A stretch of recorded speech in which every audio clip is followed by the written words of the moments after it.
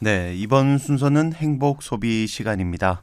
한국소비자원 이찬양 울산지원장 연결돼 있습니다. 안녕하세요. 네, 안녕하세요. 네. 자, 이 최근 들어서 길거리에서 이 자주 목격할 수 있는 것이 바로 이 전동 킥보드입니다. 이 생각보다 빨라서 조금은 위험하다는 생각이 들 때도 있는데요. 자, 그런데 이번에 도로교통법이 개정이 되면서 이 전동 킥보드 이용이 보다 자유로워졌다고 합니다. 자, 어떤 내용인지 설명 부탁드릴게요. 네, 올해 12월 10일 도로교통법이 개정되었습니다. 요점은 운전면허가 없어도 만 13세 이상이면 자전거 도로에서 전동 킥보드를 이용할 수 있다는 겁니다. 전동 킥보드가 젊은 층을 중심으로 이동 수단으로 애용되기 시작하면서 거리에서 점점 눈에 많이 띄고 있습니다. 속도도 좀 생각보다 빨라서 안전 우려가 끊임없이 제기되고 있는 것으로 알고 있는데요. 그래서 한국소비자원에서 최근 3년 12개월간 소비자 유해 감시 시스템에 접수된 전동 킥보드 관련 안전사고 1250여 건을 분석해봤는데요. 운전 미숙이나 과속으로 인한 사고가 800여 건, 65% 정도 되고요. 고장 그리고 제품 불량으로 인한 사고가 약 400건, 30% 정도로 나타났습니다. 연령대별로 살펴본다면 20대가 30%대로 가장 많고요. 다음으로 30대가 23%, 40대도 16% 수준이며 10대도 12% 정도나 됩니다. 네, 이 생각보다는 이 전동 킥보드 관련 안전사고가 제법 많이 발생하고 있는 것 같은데요. 자, 그럼 이제 13세 이상의 이런 어린 아이들도 이용할 수 있도록 관련 법이 개정됐다, 이 말이네요. 네, 그렇습니다. 네, 맞습니다. 올해 12월 시행된 도로교통법은 만 13세 이상의 청소년이 전동 킥보드를 이용할 수 있도록 규정하고 있는데요. 하지만 내년 4월부터는 만 16세 이상 청소년만 전동 킥보드를 이용할 수 있도록 되어 있습니다.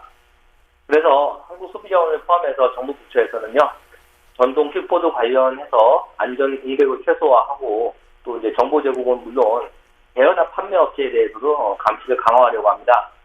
예를 들어 네이버 11번가 쿠팡 등 대형 통신 판매 중개 업체를 대상으로 해서 전동 킥보드 판매와 관련해서 이용 가능한 여정이나 안전장비 착용 등에 관한 그 정보를 소비자에게 잘 알려줄 예정입니다. 네, 이 전동 킥보드는 잘 이용하면 굉장히 편리하지만 또 한편으로는 이 자칫 위험해질 수도 있는 것 같습니다. 자, 그럼 여러 가지 사고들이 지금 발생이 되고 있는데 어떤 사고 유형이 주로 이 보고가 되고 있습니까? 네, 크게 세 가지 유형으로 나눌 수 있겠습니다. 우선 운행 중 사고인데요. 분석 대상 중에서 전체의 65%인 800여 건이 운행 중 사고가 발생한 것입니다. 운전 미숙이나 과속에 의한 사고 외에도 가드레일에 부딪힌다거나 과속 방지턱을 넘다가 넘어지고 때로는 도로의 싱크홀 등에 걸려서 넘어지는 경우가 있어서요. 운행 중에 사고 발생을 특히 유념할 필요가 있습니다.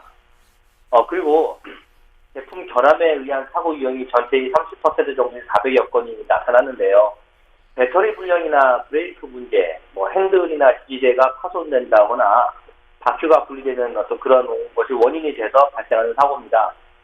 이 전동 킥보드를 구입할 때 안전 인증을 받은 제품을 구입하는 것이 좋고요.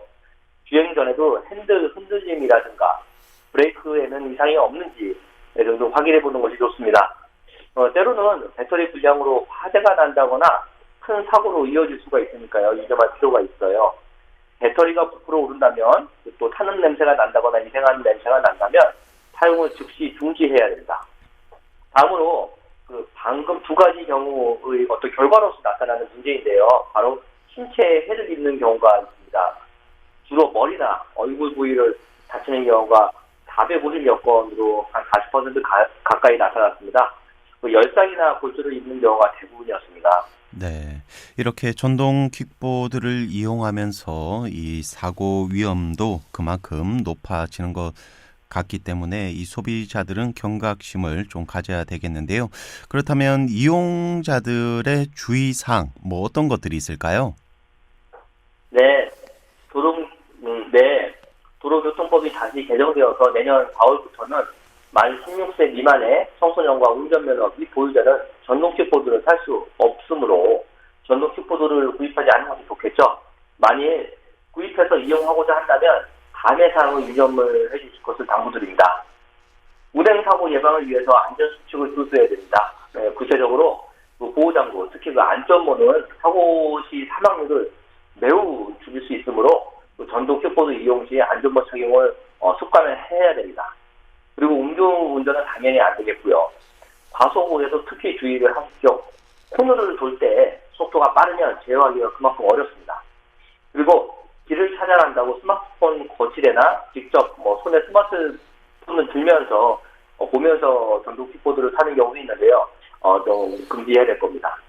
그리고 가급적 이어폰도 착용하지 않는 것이 좋습니다. 위험한 순간에 먼저 들을 수 있는 소리를 듣지 못하게 됨으로써 더 큰 사고를 당할 우려가 있어요. 그리고 전동 킥보드는 바퀴의 직경이 매우 짧습니다. 그래서 도로에 있는 낮은 성이라든가 요철에도 전복이 될 여지가 크다는 점 알고 계시는 것이 좋을 것 같고요. 또 마지막으로 승차 인원은 한 명이라는 점 역시 지켜줘야 될 것입니다. 네. 그리고 이 배터리나 제품에 대해서도 이 말씀을 잠깐 해주셨는데 전동 킥보드 자체에 대한 그런 소비자 주의 사항도 있습니까? 네, 물론 있습니다.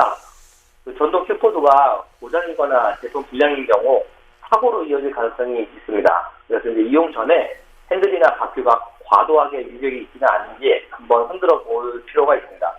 그리고 오래 이용을 하다 보면 그 지지대나 고정 부분이 파손되거나 실금이 가 있는 경우도 있어요. 그래서 휘어지지는 않았는지 이용 전에 한번 육안으로라도 살펴보는 것이 필요합니다. 특히 핸들의 높낮이를 조절하는 부품이라든가 접이시계의 경우는 접는 부분의 부품이 어떤 기계적으로 풀릴 수 있는 구조를 갖고 있기 때문에 잘 한번 살펴봐야 됩니다.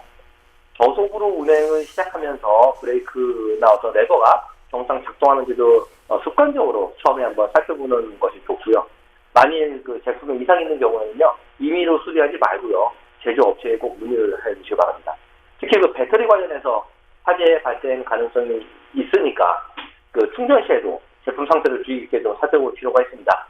배터리의 외관이 부풀어 오르거나 이상한 냄새가 난다면 즉시로 이용을 중지할 것을 다시 한번 당부드립니다. 네.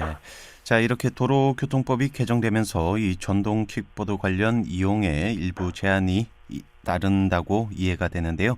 자, 그렇다면 이 도로교통법을 준수하지 않을 경우에는 어떤 벌칙이나 이런 것들이 있습니까?